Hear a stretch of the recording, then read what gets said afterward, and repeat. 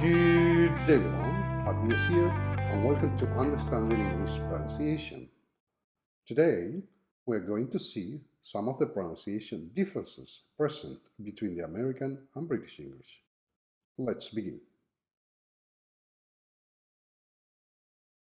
There are two main varieties of English, North American or American English and British English.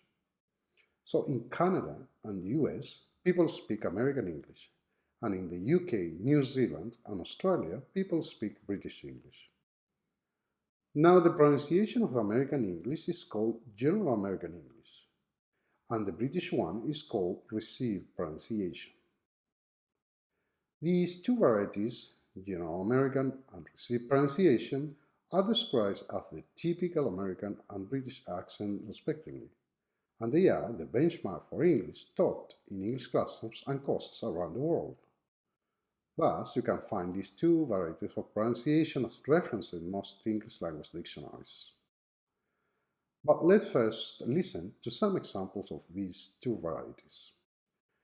First, we will hear two female voices and then two male voices.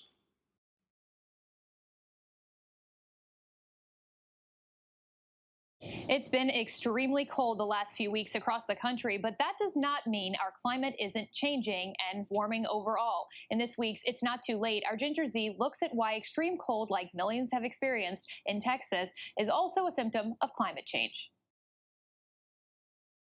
2020 was one of the hottest years ever, and it brought to an end the warmest decade ever recorded. That's the verdict of scientists from 5 leading agencies around the world. The UN said the findings showed the planet was on course for a catastrophic rise in temperatures this century.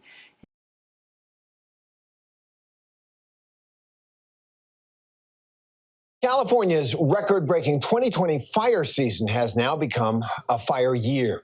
The Bond Fire exploded overnight in Southern California, a rare sight this close to winter. And this can all be tied to one factor, many people say, climate change. ABC's Kaylee Hartung has more. We start with the stark findings of an international team of scientists led by the UK Met Office, which raised profound questions about the future of the Earth's climate. The team says that a prolonged heatwave in the Siberian Arctic this year is unequivocal evidence of climate change. Okay, did you notice any difference? What about the voice quality? Well, the first difference in pronunciation is the voice quality or tone of each variety. American English, in general, uses a higher pitch than British English when speaking. This is because they use a different vocalization. So we can say that General American English is nasal-centered. This is, the language is produced with the help of the nose, here. On the other hand, the received pronunciation is glottal-centered, which means it is produced mainly at the back of your mouth, or here. Therefore, American English, or GA, tends to sound sharper than RP, and RP tends to sound deeper than GA. So in American English, I have to use a higher pitch on my voice to say these words, and a lower one in British. Listen. Climate change. Climate change.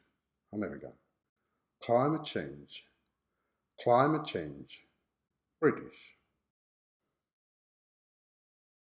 Climate change. Climate change. Climate change. Climate change. You may want to watch the videos again to see if you can detect the difference in voice quality for each variety. Okay, now what about the pace of speaking or rate of speech? For many people, American English sounds faster than British English, or vice versa. Well, actually, the two varieties have similar pace. For instance, the previous 4 videos are of the same length, and they have around the same number of words, 50 or so.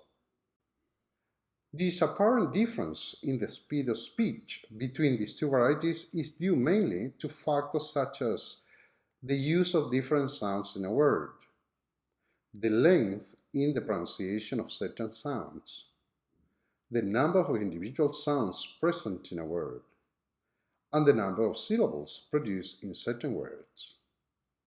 Again, this apparent difference in the speed of speech between these two varieties is due mainly to factors such as the use of different sounds in a word, the length in the pronunciation of certain sounds, the number of individual sounds present in a word, and the number of syllables produced in certain words.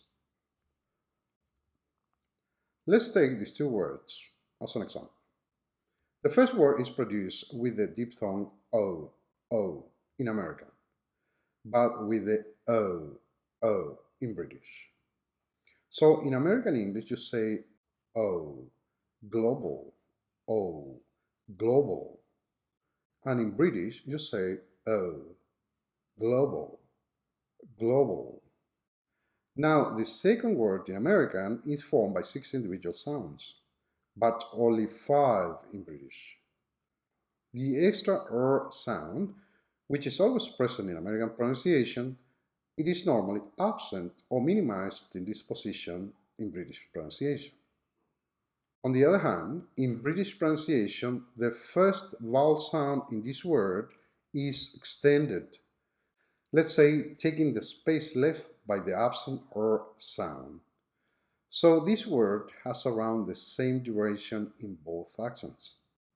Then, warming, warming in American, warming, warming in British.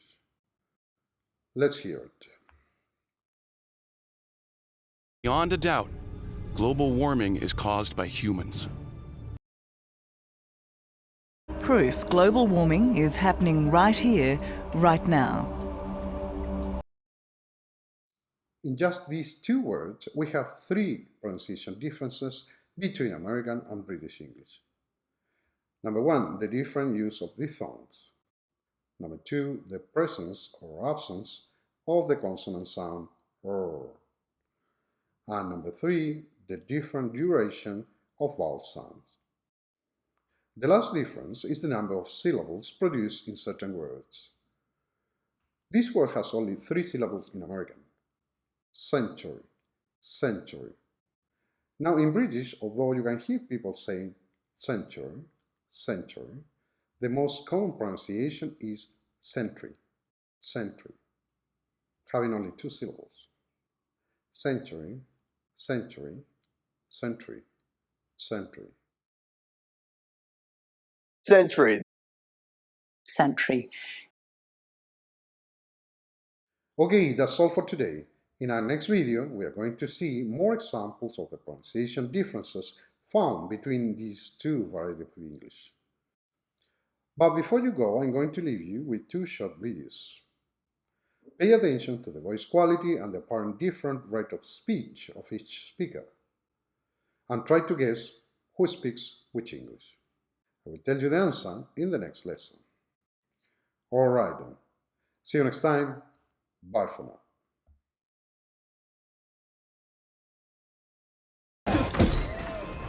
You liked that, didn't you?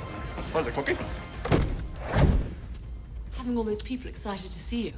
It's nice to feel accepted, isn't it? I can give you that. I can make the whole world love you. Come on. You still don't believe me, do you? Of course not. First of all, you look nothing like the devil. Oh, really? I suppose I could have gone this way. But it's so trick or treat.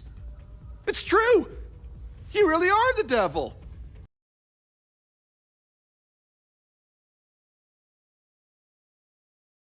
I mean, how long can they last out of the water? The whole thing just seems like madness, really. Out of the water like this, at least a half hour, up to 45 minutes. Is that right?